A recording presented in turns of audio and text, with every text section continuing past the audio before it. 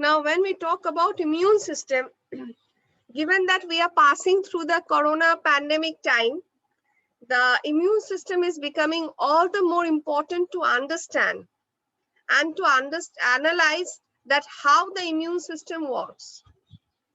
If we look into the function of the immune system, the major function of the immune system is to defend the body against all kinds of infection. So, immune system actually protects the body from a variety of microorganisms that is available in nature. If our immune system fails to act, what we have is a disease condition in our body. At times, to help the immune system is often given additional boost from the outside in form of vaccine. So this is something that we need to know about the immune system. So our immune system is there to protect us from any foreign invading organism. This is one part. The second part is that the immune system also helps us to protect against any developing tumor within the body. So in the body, if a tumor or a cancer is growing, the immune system helps us or protects the body from the developing tumor. It helps the body to identify the tumor mass and it helps to eradicate the tumor mass. Hence, we have immunotherapy for cancer. The third part is that even though immune system protects us from infection and tumor, but the immune system is actually a double-edged sword. That means that at times the immune system might not always help us, but create some problem for us when we have reactions like inflammation. So some molecules which may not be microorganisms or pathogens, but behave as allergic molecules. Once these allergic molecules enter the body, they inadvertently activate the immune system, bringing about inflammation. At times, some people who are susceptible to autoimmune diseases suffer from autoimmune disorders due to overaction of the immune system. So this is something that is a negative impact of immune system having on our body, but that is usually a very rare, these usually happens in rare cases. Even the allergy is a common phenomena. A lot of molecules are recognized in allergy as allergen, such as dust particles, such as pollen grains, certain proteins in food. They and the immune system often is seen to react against these molecules, causing a pathologic inflammation. And finally, the immune system also helps to maintain the host integrity. Whenever we think of a tumor transplantation, we think of tissue grafting, then the immune system of the host plays a critical role in deciding whether an organ that has been transplanted can be accepted by the body or it is to be rejected. So these are certain broad functions of the immune system. Now, before entering into the details of the immune system, I would like to show you some, just let me see. Give me a second. Okay.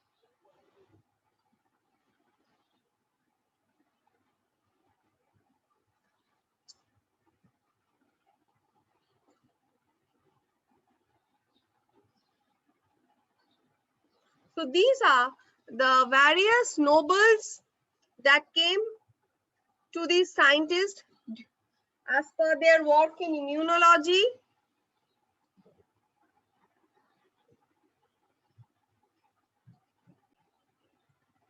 So these are the various scientists who received Nobel Prize because of their seminal works in immunology. So I'll just go over the pictures of the scientists, so you'll be able to identify these people. Now, the first slide that I'll show you now are those famous scientists who have done very epoch-breaking works in immunology, even though they did not receive Nobel Prize for that. So the first one is Louis Pasteur. We have heard about the name of Louis Pasteur. You have all heard about Louis Pasteur. Next, we come to Charles Genway. Charles Genway worked on pattern recognition. What is pattern recognition? You all know that whenever a microorganism enters the human blood or the human body, that is to be recognized by the cells of the immune system. To recognize these microorganisms, there are some identifying markers present on these microorganisms. These microorganisms show some patterns by which an immune cell in our body identifies that this cell is that of a cell of a foreign molecule, foreign organism, and this cell is that of a host organism. So these molecular patterns present on the microorganisms helps the immune cells to. So this is pattern recognition. This was discovered by Charles Genway. Next, we have secretory immunity. That is also an important work. Then we have the concept of vaccination. The secretory immunity was done by Joseph Heremans. Then we have vaccination by Edward Jenner. We have clinical and experimental immunodeficiency studies by Robert Good. Immunophylogeny, that is the evolution of immunology through the vertebrate system by William Hildeman. Then we have bacterial extracts for cancer therapy. And finally, Henry Kunkel, who studied the rheumatoid factor, who studied that and who said that the rheumatoid factor is an autoantibody. So these are those scientists who did some, as I said, huge discoveries in the field of immunology, and they helped in developing the subject as we see it today.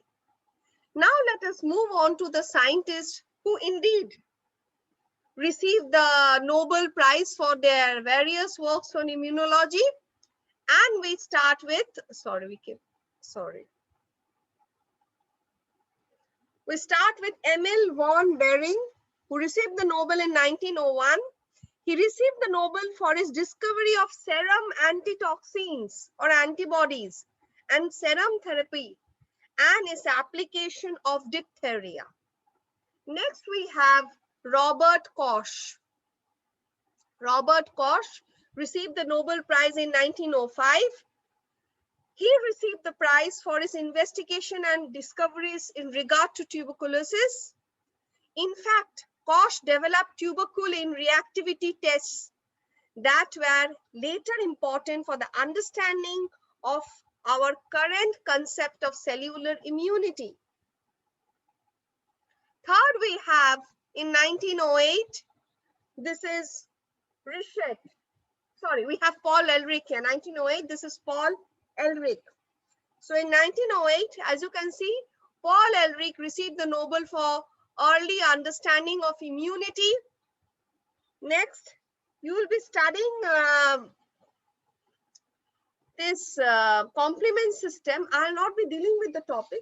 Another faculty will be dealing with the topic, but you'll be studying with the complement system. So the complement system was discovered by Jules Bordet. Particularly, he worked on the complement-mediated lysis. Now, this is a molecular pathway through which bacterial cells are lysed. So this was what he had worked on, and he received the Nobel Prize in 1919. Then we have Karl Landsteiner. You have all heard the name of Karl Landsteiner for his discovery of the human blood groups. So this is Karl Landsteiner. This is Jules Bordet complement, and this is, just a second, we have one name here, Peyton Rouse. So this is Peyton Rouse. We have Karl Landsteiner, this is Peyton Rouse. Now, Peyton Rouse received the Nobel Prize in 1966. You have studied cancer in SEM 2. And there is a particular category of cancer known as Rouse. I mean to say cancer, there is a particular category of viruses that causes cancer. These are the retroviruses. So he worked on that. It's the Rouse sarcoma virus. He worked on the Rouse sarcoma virus, and in 1966, he received the Nobel. This is Frank McFarlane Brunet, who received the Nobel in 1960 for his clonal selection theory.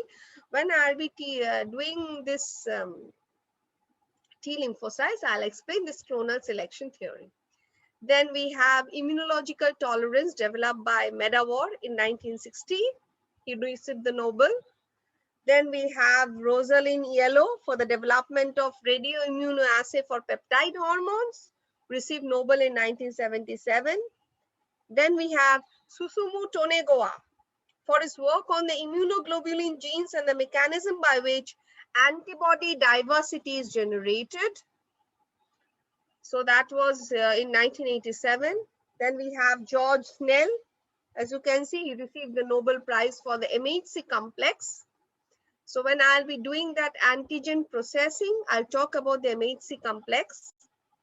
These three people are very important in the field of immunobiology in the sense that their work are the founding works on which immunology stands. The first one is Mechnikov. He is well known for his discovery of phagocytosis. So it was he who showed that how a cell can engulf foreign particles.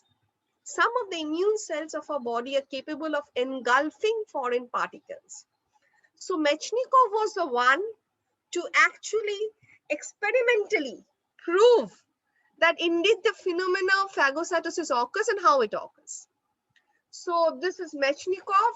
He received the Nobel Prize in 1908.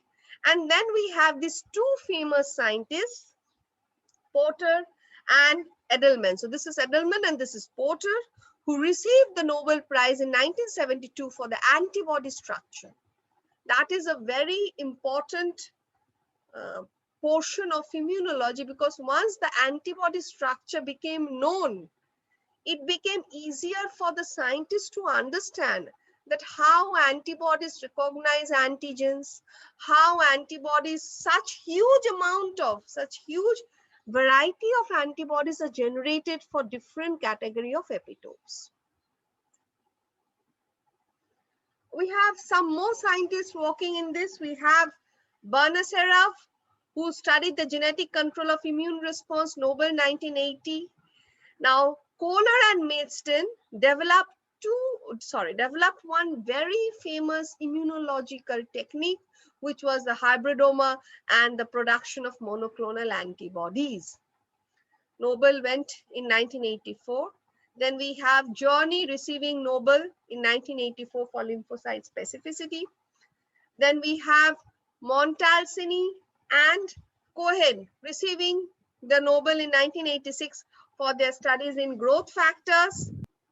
We have Charles Rickett and receiving Nobel in 1913 for anaphylaxis. We have Zinkanagel and Doherty receiving Nobel in 1996 for MHC restriction, and Thomas receiving Nobel in 1990 for bone marrow cell transplantation. Some of the topics will be dealt in details by me and the other faculty at the UG level, and some of the topics you will later on learn at the PG level. Now coming to the immune system, which has now almost received so much attention for the last 1 year, because we are going through a evolutionary phase of human history, and for almost more than a year, we are now passing through the phase of a pandemic initiated by COVID-19, or the pandemic initiated by the coronavirus. Now, so to understand how different pathogens actually infect and to understand how the immune system works, now let us look or dissect the immune system slowly. Before entering into what are the cells and the tissues of the immune system, let me go to a very basic concept of what you have learned in class 11 and 12. You have learned that the circulatory system or the blood vascular system consists of the blood moving through the arteries, veins, and there is a lymphatic system attached with this blood vascular system. You had also studied that if we look into the blood consists of formed elements, which are cells present in the blood, can be RBC and WBC, and certain proteins. If we look into the cells of the blood, the WBCs, you had also studied that there are two categories of WBCs, the granulocytes and the agranulocytes. The granulocytes are neutrophil, eosinophil, basophil, and the agranulocytes are the lymphocytes and the monocytes. So let's start from here. So these are the basic cells of our immune system. Okay. Now, the moment an organism infects our body, the immune system sets into action. So you can see the phase 1 is the 0 to 4 hours. Within this 0 to 4 hours, what we observe is that the interaction of the immune cells with the organism is non-specific. That is, the organism faces the first barriers of the human body. These first barriers of the human body are mainly the physical barriers. These physical barriers include the skin and the mucosal surfaces found on the inner lining of the nose, found on the inner lining of the mouth, found on the inner lining of the gut, and the urinary and the genital tracts. So whenever a microorganism enters our body through any of the tracts open to the environment, there is this non-specific immune response where the microorganisms face the physical barriers of skin and the mucosa, and they come in action with the different proteases or the enzymes liberated by these barriers. So there are certain enzymes that are liberated by these barriers, and the immune system the microorganisms face these barriers. So that can be the enzymes of the saliva, that can be some microbial peptides found in the intestine, so on. Once these microorganisms are successful in penetrating the physical barrier, starts the second phase of the immune reaction, that is the 4 to 96 hours.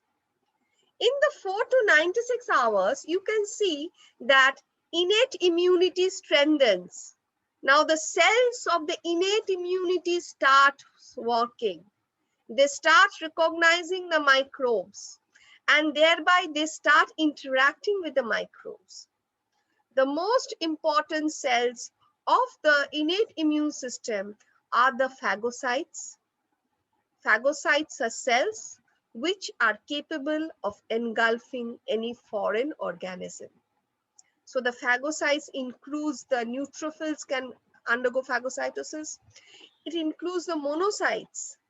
Monocytes are also capable to some extent of phagocytosing, but once monocytes are capable of engulfing a foreign particle, these monocytes are known as now macrophages. So basically, The phagocytosis is done by macrophages, neutrophils, and there are a lot of phagocytes, resident macrophages present in various tissues of the body. Some of them which you have heard, such as the Kupffer cells of liver, the mesenchymal cells of the kidney, the glial cells, the microglial cells of the brain, the alveolar macrophage of the lungs. So these are the resident phagocyte cells present in these tissues, which are capable of engulfing these foreign organisms.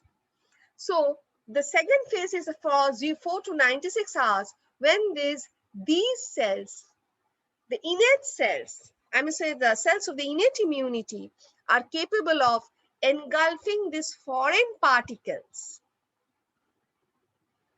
However, if the innate immunity is not successful in eradicating the microorganisms, so after 3 days, you see the adaptive immunity is now brought into action. And when we talk about adaptive immunity, just now I said, remember the 5 categories of WBC. Eosinophil, basophil, neutrophil, granulocytes, monocyte, lymphocyte, agranulocytes. Of these agranulocytes, the lymphocyte are the cells which constitutes the adaptive immunity, adaptive arm of the immune system. So when we talk about adaptive immunity, we have to understand that now the lymphocytes are brought into action, and it is now that the lymphocytes will take over and will gradually help the body in overcoming that assault given by the microorganism. So these are the 3 phases of host defense. The first 4 hours is non-specific, conducted by the physical barriers of the body. The next 4 to 96 hours is usually conducted by the cells of the innate immunity, but the cells of the innate immunity, if not sufficient enough, then they 96 hours onwards rope in the adaptive immunity, the cells of the adaptive immunity, to now fight the invading microorganisms. So in a nutshell, if we look into this picture, this is a pathogen entering, just as we saw, initially non-specific control, followed by broadly specific control. So still innate immunity. But if innate immunity is not successful, then message from the innate immunity moves to the adaptive immunity, and the lymphocytes are brought into action, and we have a heightened immune response against a foreign pathogen. So from these 2 pictures, it is evident that the immune system has 2 basic arms. One is the innate and the other is the adaptive. From the name innate, you realize that each child is born with the innate immunity. So whenever a baby is born, a baby has the cells of the innate immunity playing a role in its immune system. But as the baby gradually matures to adulthood, it is the cells of the adaptive immunity that are schooled. The cells of the adaptive immunity, that is the lymphocytes, they are schooled, they go to school. They are taught which is foreign, which is not foreign, which is self, which is not self. And thus they develop the property of identifying the foreign particles, and they become very specific, very specialized in nature. And hence you can understand that if innate immunity fails, innate immunity alone usually is unable to control microorganism infection. Always the adaptive immunity is roped in because they are more specialized. So when we now come to this picture, we have the innate immunity, as I said, granulocytes, eosinophil, basophil, neutrophil are the cells of the innate immunity. There are certain proteins in the blood, which are the complement proteins. The complement proteins can be activated by three pathways. One is the alternate pathway, one is the classical pathway, and one is the lectin pathway. It is the alternate pathway of complement system that is a part of the innate immunity. You'll be learning in detail about the complement. We have the phagocytes, that is the macrophages, which are also arms of the innate immunity. They are activated and they crosstalk with the cells of the adaptive immunity, that is the lymphocytes, and thereby activate the adaptive immunity. Okay, ma'am. So now, as I said, we have studied the first three phases of host defense. We have understood that the innate immune system is first roped in, and then the adaptive immune system is roped. Now let us look at the vertebrate immune system. The vertebrate immune system consists of three barriers. The physical barrier. So if a microbe is capable of penetrating through the physical barrier, then only it needs the cells of the innate immune system. And if the cells of the innate immune system is incapable of inactivating the microbe, incapable of killing the microbe, then only the cells of the adaptive system are activated. So this is how, in a stepwise manner, the immune system acts. We have developed the concept of innate immunity and adaptive immunity. Now we need to develop another concept, active immunity and passive immunity. Here, look, in case of active immunity, you can see a virus or a bacteria. Let's assume it to be a bacteria which is attenuated or inactivated. Inactivated bacteria is injected into the host body. The bacteria is inactivated in the sense that it will not be able to cause any infection. But since it is a bacterial cell and it has the bacterial cell wall, the cell wall will be identified as foreign by the immune cells of our body. So whenever an inactivated bacteria is injected into the host or the human, what happens? The immune cells identify the cell wall of the bacteria as foreign, and they will now develop lymphocytes which will be able to kill these bacterial cells. So what we are doing is that we are injecting an inactivated bacteria inside the human so that the bacteria is recognized by the immune cells, and a memory of that immune cells are stored in the body, so that if ever the same bacteria infects the body, then automatically the immune cells, because there are memory cells for this bacteria, the immune cells will immediately recognize that foreign element and will immediately start killing the foreign element. As you saw in the first slide I showed you, the adaptive immunity starts a bit late. So if you give 3 days time to a bacteria will multiply very quickly. But if there is memory cell for a bacteria, and then the bacteria is injected, and now we are having a second infection of the same bacteria, since there are already ready-made memory cells to identify the bacteria, the adaptive immunity will not now take so much of time. It will be immediately activated. So that is the advantage of vaccination. This is the concept of vaccination. So the foreign element is introduced into the body in an inactivated form so that the cells of the adaptive immunity recognize them and keep memory cells. Next time when that same bacteria infects the host, automatically this memory cells are already ready-made there. So immediately the memory cells comes into action and they eradicate the bacterial challenge.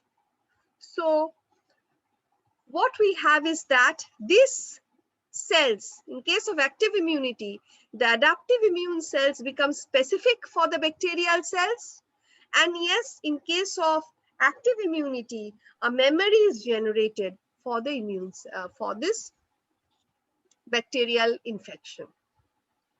And so this is active immunity, where we are actually introducing within the host the inactivated form of the microorganism. But in passive immunity, what happens? In passive immunity, serum from individuals who are immunized are collected. Now, what is a serum? So if we think it in this way, you take some amount of blood in a test tube. Allow that test tube to stand for 20 minutes. After 20 minutes, you will see that the red colored hemoglobin part and the have precipitated at the red, there is a reddish colored part at the bottom, and there is a straw colored part at the top. So this reddish color part contains the hemoglobin and all the cells and everything, but the straw colored part contains soluble proteins present in the blood. Okay. Now from this straw colored, and these soluble proteins includes soluble antibodies also. So if we take this straw colored part, this is actually the serum. So what happens? You remove from blood, if you remove all the categories of cells possible, and you just have those soluble antibodies, and that is the serum of the blood. Now, if a human, for example, let us imagine a human has been injected with a bacteria. This human has developed antibodies for this bacteria. Now, from the blood, these antibodies are collected and injected into a fresh human. So what happens? Here, we bypass the infection of this virus in the second human. The second human, we are injecting the already produced or manufactured antibody, so that whenever this infection occurs, this antibody will protect the, will recognize this bacteria and will automatically help in fighting the bacteria. Now, one drawback. See, here we had injected the infecting organism, antibody was generated, antibody fought with the fresh bacteria, okay? Here we are infecting, in this case, we are infecting another human with the organism, microorganism. We are taking the antibody and we are injecting the antibody. So we have the antibody for the bacteria. The bacteria is now infecting. This antibody is fighting, fine. But since we are injecting antibody here, antibody has a shelf life. Antibody are proteins. They cannot be stored for years in a human body. In case of active immunity, we are having memory cells. Cells can be stored for 25, 30, 35 years. And these cells can recognize the bacteria once more and can produce antibody. Okay, but when we are injecting antibody, antibody cannot be stored for so long. So this is a drawback. There's no memory. If we go for passive immunity, there is no memory generated in this case. But specificity, it is the same. And the last part of our today's class is that, as I said, we have two branches of immune system: adaptive immune system, innate immune system. Now, these two branches of immune system have two sets of cells which work under it. For the adaptive immune system, we have the lymphocytes. For the innate immune system, we have the neutrophils, we have macrophages, we have monocytes. So there are two different ways in which they identify their target. The two cells are different. The two mechanism of action of the immune system are different. Then the identification of the microorganism by these two different category of cells is also different. When we think of innate immunity, I said while talking about pattern recognition that these cells recognize certain molecular patterns on the surface of the organisms. So they recognize patterns on the surface of the pathogen, and these patterns are recognized by receptors present on these cells. These receptors are known as pattern recognition receptors. So in case of innate immune system, the cells of the innate immune system recognize the microbes by the presence of molecular patterns on the cell surface. But when we talk about adaptive immunity, the adaptive immune the cells of the adaptive immunity, that's the lymphocyte, also recognizes certain structures or sequences present on the surface of the microorganisms. The structures or sequences are known as epitopes. Broadly, they are antigen, but in the term of immunology, let us know the actual recognition part, that is the epitope. So the lymphocytes actually recognize certain sequences or very fixed conformational structures on these pathogens, and these structures are known as epitopes. So the adaptive immune cell recognizes the microorganisms by studying the epitopes. The innate immune cells recognize the microorganisms by studying the pathogen-associated molecular patterns. So we'll stop here today.